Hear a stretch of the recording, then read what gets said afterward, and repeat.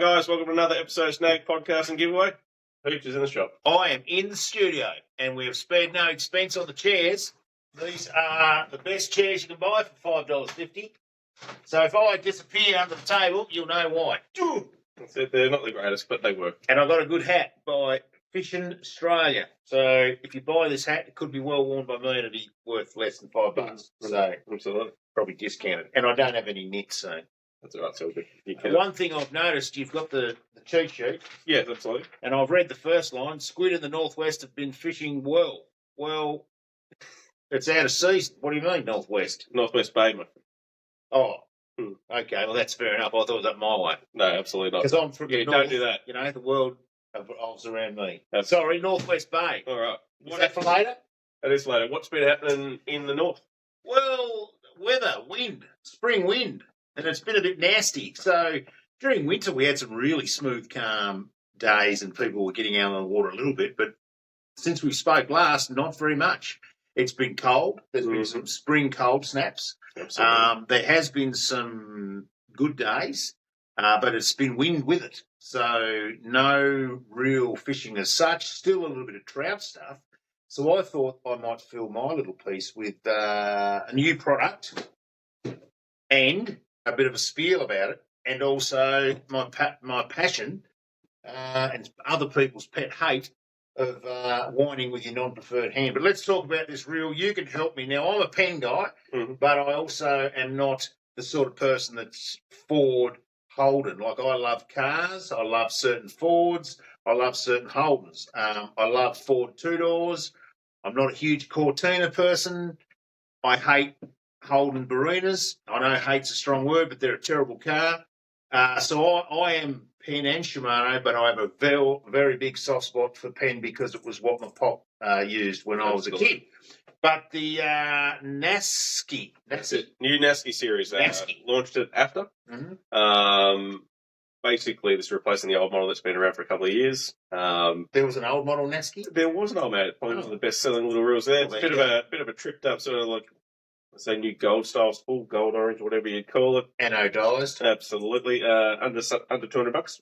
Lovely. A phenomenal little reel. Yes. We managed to get stock of a few of them. Yes. Some of them already gone, so we've only got about 3 left.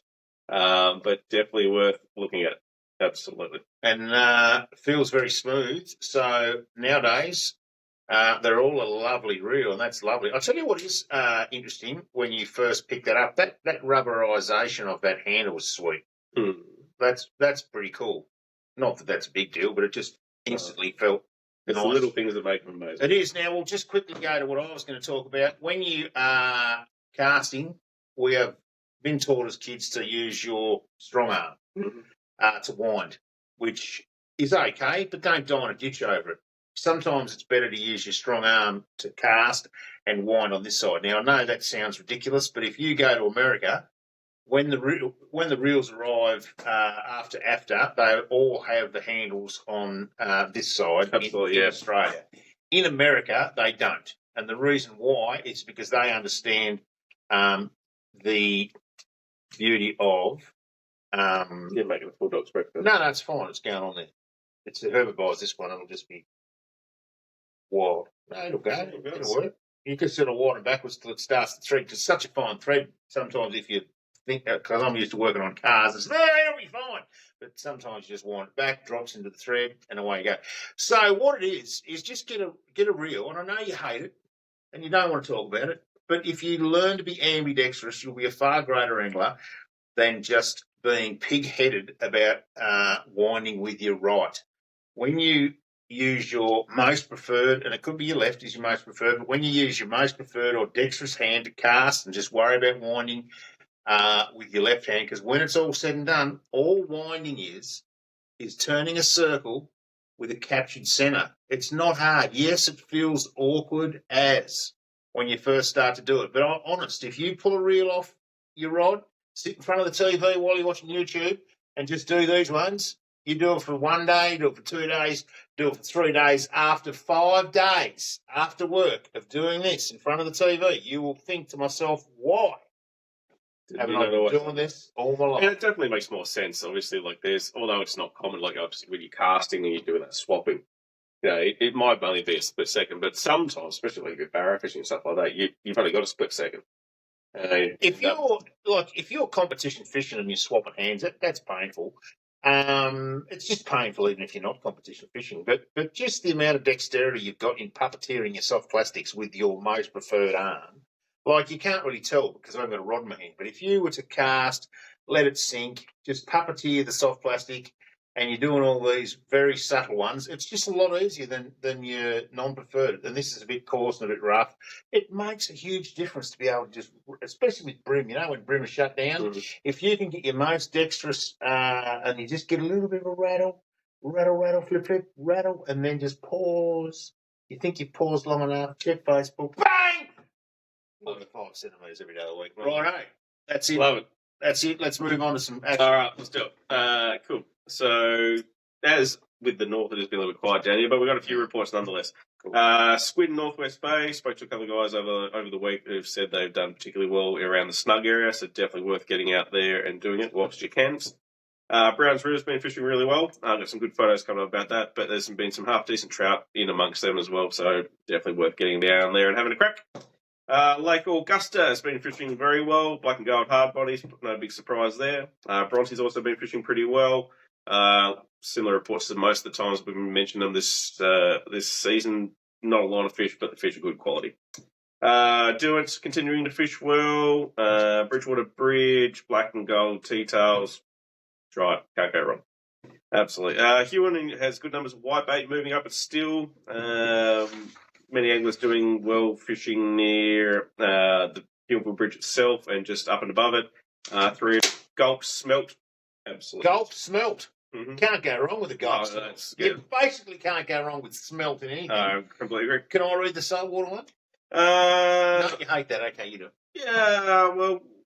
No, you go, because there's bits in the middle that I'll forget. I think so, absolutely. Yeah, plus, I like to hold the camera. No, it's fine. It's just notes. I've just noticed now it's just notes, and there's a lot of nuance that I'll forget. Absolutely. Some decent-sized calamari around Bruny Island as well, Adventure Bay area. Plenty of Aussie salmon still kicking about, so worth if you're getting out for school holidays and you're going to go out to Storm Bay, weather permitting. Aussie salmon, make sure you set yourself up to take a few for the table. Don't let people tell you that they're just good for cat food. If you eat them fresh, they're fine. And if you know what you're doing with them, they're great. Don't let them 4 days in the fridge and then have a crack at them. They will be a little bit fishy. Yeah, a few reports of snapper coming through out in Adventure Bay as well. Squid, bait, can't go wrong. Or maybe some little jigs. There you go. Now, on the snapper and little snapper, at the minute, I can't remember what the size limit for little snapper is, and I should do, 330 maybe, but whatever it is, there's some talk that that we used to be told there wasn't resident snapper here in Tasmania, they're just transient. And so as rec anglers, we thought to ourselves, well, we just want to catch one. We don't mind that we can allow to take a little one because they're so rare. Yeah. Now the common belief is that, hang on a minute, as rec fishers, we feel anecdotally that there is a resident spawning. Oh, yeah, 100%. And it stands out that it's becoming more and more of a thing. So there's a little bit of a thought driven quite proudly by rec anglers that have worked out that a 350 snapper is about the right size, because at the current size that we are allowed to take them now, that extra size allows them 2 or 3 extra spawning abilities. Okay. So, and that's very interesting that has been driven from the people that have been targeting and catching the snapper. So, yeah, something to think of. I'm not saying it's definitely going to come down the train tracks, but I love the fact that it's been driven by rec anglers. I love the reasoning behind it from rec anglers. And, so keep that one in mind. And if you've got an opinion for or against, maybe sometime soon you'll need to voice it. Absolutely, 100%. And lucky last, gummy shark around the 40-metre mark out off Bull Bay. 40-metre long gummy shark? Yeah, absolutely. Yeah. It's like a blue whale. Absolutely, yeah. Gummy shark. Plenty of fillets off that back. 40 metres, that's pretty deep. Not uncommon. No, I know that, but 40 metres is like if you're going to go out sinker, you'll be right. Oh, no, if you're hard to burley down 40 metres. Yeah, long burley not catch. Really, because if it's a really good day, you can actually run a burley pot on the end of your anchor. Oh, that's a good idea. Yeah. And if you lay, it's a bit awkward because 7 girls have some fun with that. Oh, yeah. All right, let's move into brag time. Got some cool photos this week. All right. What do we got there? We go one by one. Why not? Absolutely. Jason Forster with a nice little brown. Awesome work there, legend. And AJ. Has AJ got a longer name than AJ? AJ had quite a long name, yeah, so I just put AJ. AJ, right. So AJ with some lovely little river brown from the South Esk. Yeah, he smashed him in there. Lovely work. You Yeah, don't hear much about the South Esk of late. No, It's not a recently. really cool little rivulet. Absolutely. Brody Thorpe with a cracking brown trout. Awesome work there, legend. And Joe Whittock with a brim from Brown River. Browns River. Absolutely. And Joe Whitlock again with an epic-looking brown trout, which appears to be out of Browns River as well. Oh. Bloody good fish. Well, there you go. We've got there Jack Wise with a cracking brim as well. Here we go. And you've got on the yellowfin tuna train, Absolutely. Jarvis Wall with an absolute stonker of a yellowfin. I think that was from his second trip up. Yeah, right. Where specifically is he going? Not sure, but it's sort of the bottom end of New South Wales. That's all right. Might be sort of Bermagui type, or maybe a little bit higher. But I do know he went up and tried the top water and did very well. Got some great fish, released a few, took one for the table, and I believe he went up again last week. So that's how good a bite it is up there. Fish. Yeah, that'd be nice. And last but not least, you, kind sir.